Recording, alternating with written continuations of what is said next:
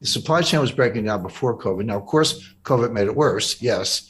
And the war in Ukraine made it worse yet, yes. But this really started with Trump's trade war in 2018. So that, like I said, there's a thread that runs through all these things. So not to throw out my hands, I'm not going to do that. But when you ask me that, I'm thinking, well, you want to talk about China, Ukraine, supply chain, Biden? They're all a big deal. If in terms of tragedy, probably the war in Ukraine is the most important because it's highly, highly significant economically and strategically. But of course, it's a human tragedy going with it. If Chinese real estate implodes, okay, there's some hardship here and there, but it's not like people being killed or maimed or forced into refugee status. And that is part of what's going on in Ukraine. So that's probably the biggest single one, but I wouldn't miss the fact that all these things are going on at once.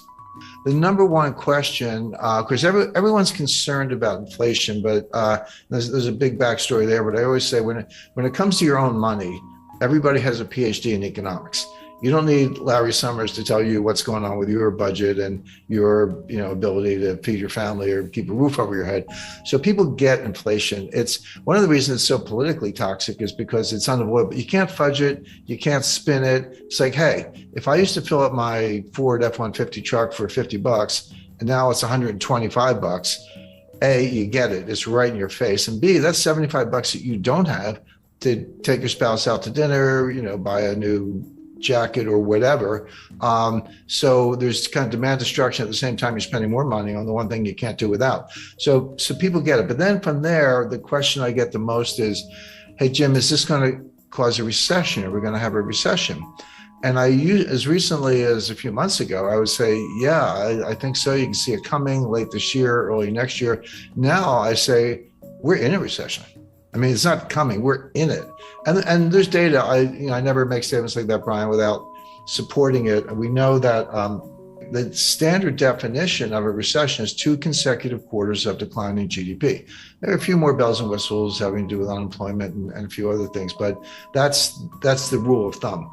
So based on that, and based on the best available estimate for a second quarter, likely to be accurate, we're in a recession today. Now, it's not severe, but that's like saying I'm in bed with pneumonia, but I'm not dying. Well, okay, but we're in a recession right now.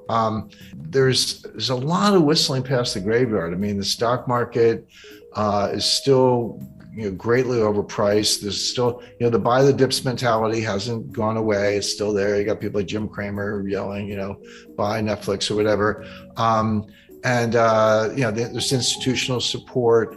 There's momentum trading. Of course, 95% of the trading is by robots. So you got to reverse engineer the 27-year-olds from Bangladesh who don't get out much. They're the ones really writing these algorithms. Brilliant engineers, but you'd have to show them around Wall Street. So all that's going on. So we haven't really seen the market collapse, stock market collapse that I would expect in association with a severe recession has not happened yet. This is just going to play out. It'll get worse as the year goes on. All right, so you're expecting a major correction in stock markets on the back of a recession. Alone.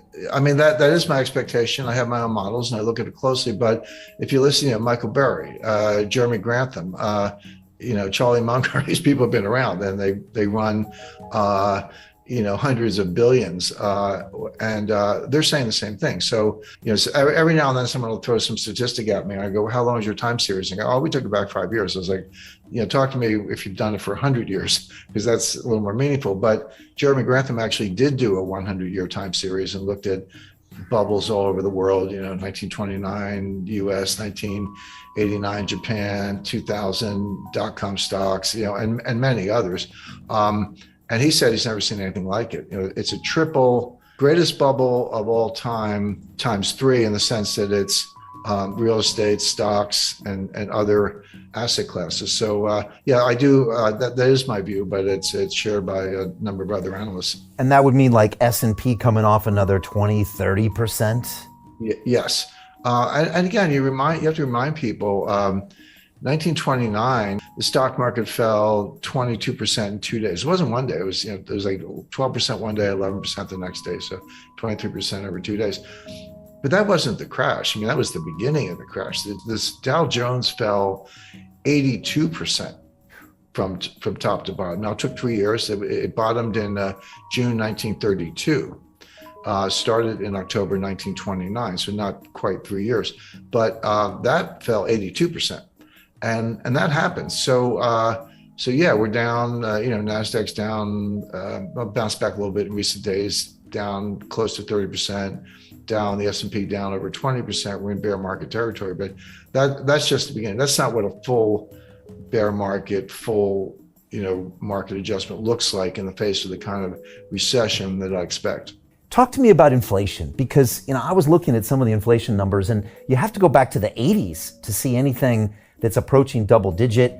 I remember being just a kid hearing about double digit inflation. I could kind of remember the gas pumps, the lines at the gas. It's like a distant memory of me in the 70s.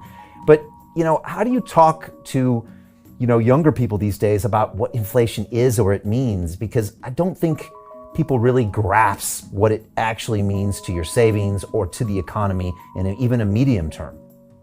Well, that's exactly right, Brian. And if you're a little younger than I am, but I lived through it. I started my career in banking in 1976, and I remember my wife and I used to kid each other. She was in advertising, I was in banking, and the inflation was so bad, you'd get a raise every 4 or 5 months, and you didn't have to ask. They would just give it to you because they knew that you were going to quit if they didn't keep up.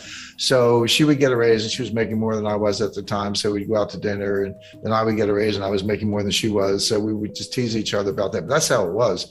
And the psychology was, if you needed a TV set or refrigerator, new car, whatever, you say, I better buy it now because the price is going to be higher. If I wait a month or 2 months, the price is going to run away from me. So it had huge behavioral effects. Of course, gold was, going to the moon. There was a lot going on at the time. But Brian, you're right when you say we're putting up inflation numbers today that are the highest in 40 years. That is correct. But I remind people, the inflation in 1981 was the end of a 10-year period of inflation. That was when Volcker finally got it under control. But you go back to 70, between 77 and 81, so that 5-year period, the dollar lost 50% of its purchasing power, not 15, 50. So the question is this the beginning of an inflationary surge where it's going to get even worse and it is going to last 5 years, or is it different than that? But keep that in mind, because the situation we're in today is very different from the 1970s, and I'll explain why.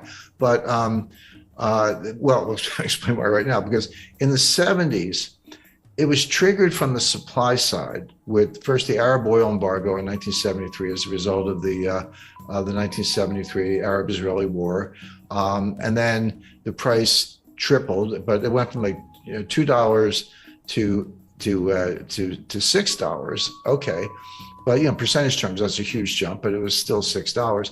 And then it got to 12. And then in 1979, you had a second oil embargo because of Iran and the Ayatollah and the revolution and the hostages and all that.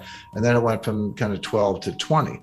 So oil went up by a factor of 10 in the course of the late 70s because there's two different embargoes.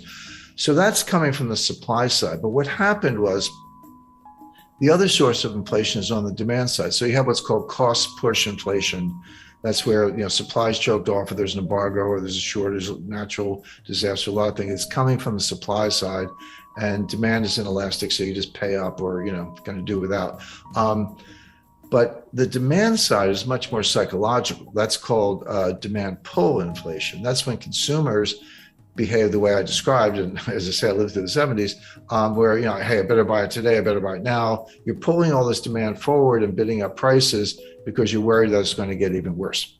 So as that applies to today, we are starting with the cost push inflation, mainly the price of energy, but the price of food is a big factor. And of course, they're related. It's like here's the energy, here's the food. Where do you think the food comes from? To get the food, you got to feed the pigs and cows. What do you feed them? You feed them corn. How do you get corn? Well, you grow it on a farm. You need nitrogen fertilizer. You need diesel in your tractors. You get the food. You got to put it in a truck to get it from point A to point B. That requires diesel. The higher the diesel price, the higher the cost of food because you're moving it by truck, et cetera. So these things, as I say, are linked. But food prices are going up substantially, and you can't. The two things you can't do without are gas in the car and food. So you have that that cost push inflation. We're not quite at the stage where it's demand pull. We're not quite at the stage where individual consumers are behaving the way I described in the 1970s, saying, "Hey, better spend the money fast because it's losing value."